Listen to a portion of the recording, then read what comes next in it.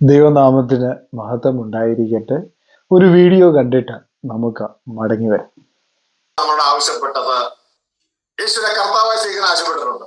യേശു രക്ഷകനായി സ്വീകരിക്കാൻ ആവശ്യപ്പെട്ടിട്ടുണ്ട്. യേശുവിനെ ദൈവമായി സ്വീകരിപ്പാൻ ഈ പുസ്തകത്തിൽ എവിടെയാണ് നമ്മുടെ ആവശ്യം? ഒരു വചനമുണ്ടോ? പിന്നെ എന്തിനാ നമ്മളിവിടെ ആഡ് ചെയ്യണേ? ഇതൊന്നും പറഞ്ഞിരുന്ന് ചോദിക്കാൻ ഒരാൾക്കും ബോധമില്ല. മാത്രമല്ല ഒരാൾക്കും സ്പിരിച്വൽ സ്പൈനും ഇല്ല. പറഞ്ഞു കൊടുക്കാൻ അറിയത്തും. വീഡിയോ എല്ലാവരും ശ്രദ്ധിച്ച് കാണുമല്ലോ.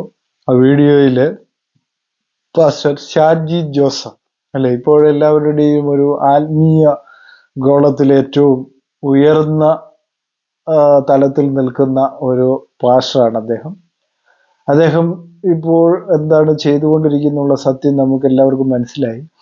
അദ്ദേഹം കഴിഞ്ഞയിടയിൽ പ്രസ്താവിക്കുകയുണ്ടായി, ദൈവം ത്രിയേകനാണെന്നും ത്രിയേകനല്ല എന്നും തൃത്വമല്ലെന്നും അദ്ദേഹം പറഞ്ഞു. കാരണം പിതാവായ ഏക ദൈവമേ നമുക്കുള്ളൂ എന്ന് അദ്ദേഹം പറയുകയും ചെയ്തു. പിന്നീട് അദ്ദേഹം പറയുന്നു, മനുഷ്യനായ ഒരു യേശുക്രിസ്തുവുണ്ട്, പുത്രനായ ഒരു യേശുക്രിസ്തുവുണ്ട്. ഇങ്ങനെ ഓരോ കാലഘട്ടങ്ങളിൽ അദ്ദേഹം ഓരോരോ ഓരോരോ ഐഡിയാസുമായിട്ട് മനുഷ്യരുടെ ഇടയിലേക്ക് വന്ന് അദ്ദേഹത്തിന്റെ ആ ഒരു ആത്മീയ ബിസിനസ് വളർത്തിക്കൊണ്ടുവരികയാണ്. സത്യത്തിൽ അതാണ് ഇവിടെ സംഭവിച്ചുകൊണ്ടിരിക്കുന്നത്. അതിന്റെ ഭാഗമായിട്ട് അദ്ദേഹം വീണ്ടും ഒരു പ്രസ്താവന കൊണ്ട് നടത്തി, യേശു ക്രിസ്തുവിനെ കർത്താവായിട്ട് മാത്രമേ അംഗീകരിക്കാനേ ദൈവവചനത്തിൽ പറഞ്ഞിട്ടുള്ളൂ, അല്ലെ? ദൈവമായിട്ട് അംഗീകരിക്കാനായിട്ട് പറഞ്ഞിട്ടില്ല. ഇനിയിപ്പോ നാളെ അദ്ദേഹം ഇതിനെ വേറെ എന്ത് പറയുമെന്ന് നമുക്കറിയത്തില്ല. യേശു ക്രിസ്തു ദൈവമല്ല എന്നുള്ളതാണ് അദ്ദേഹത്തിന്റെ അഭിപ്രായത്തിൽ. അപ്പൊ നമ്മൾ യോഹന്നാന്റെ സുവിശേഷത്തിൽ നമ്മൾ വായിക്കുമ്പോൾ അവിടെ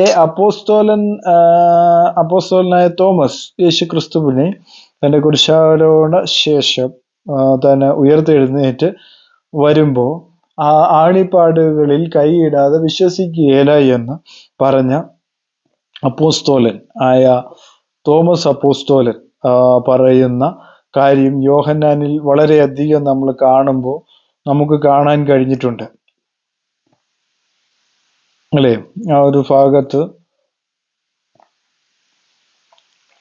അതായത് 20:24, എന്നാൽ യേശു വന്നപ്പോൾ പന്തിലിൽ ഒരുവനായ ദിദിമോസ് എന്ന തോമസ് അവരോട് കൂടെ ഉണ്ടായിരുന്നില്ല. മറ്റേ ശിഷ്യന്മാർ അവനോട്, ഞങ്ങൾ കർത്താവിനെ കണ്ടു എന്ന് പറഞ്ഞാൽ ഞാൻ അവന്റെ കൈകളിൽ ആണിപ്പഴുത് കാണുകയും ആണിപ്പഴുതിൽ വിരലിടുകയും അവന്റെ വിലാപ്പുറത്ത് കൈയിടുകയും ചെയ്തിട്ടല്ലാതെ വിശ്വസിക്കുകയില്ല എന്ന് അവൻ അവരോട് പറഞ്ഞു. 8 ദിവസം കഴിഞ്ഞിട്ട് ശിഷ്യന്മാർ പിന്നെയും അകത്ത് കൂടിയിരിക്കുമ്പോൾ തോമസും ഉണ്ടായിരുന്നു.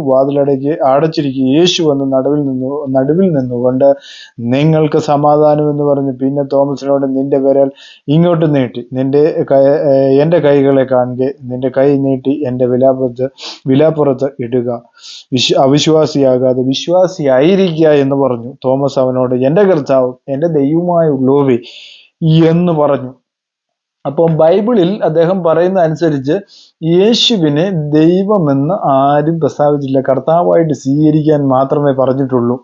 അപ്പോൾ അദ്ദേഹത്തിന്റെ കർത്താവ് ആരാണ് എന്നുള്ള കാര്യം അദ്ദേഹം തന്നെ കണ്ടെത്തേണ്ട ഒരു കാര്യം തന്നെയാണ്, അല്ലെ? അപ്പം വിശ്വസിക്കുക, അവിശ്വാസിയാകാതെ വിശ്വാസത്തോടെ ചെയ്യുവാൻ പറയുമ്പോൾ അവന്റെ മറുപടി എന്താണ്? എന്റെ കർത്താവും. ഇതാണ് ഷാജി പാസ്റ്റർ ശ്രദ്ധിക്കേണ്ട ഒരു കാര്യം. അവിടെ കർത്താവെന്ന് മാത്രമല്ല തോമസ് അപ്പോസ്തലൻ സംബോധന ചെയ്യുന്നത്, എന്റെ കർത്താവും എന്റെ ദൈവമായോ ഉള്ളോവേ എന്നാണ് അവിടെ പറയുന്നത്.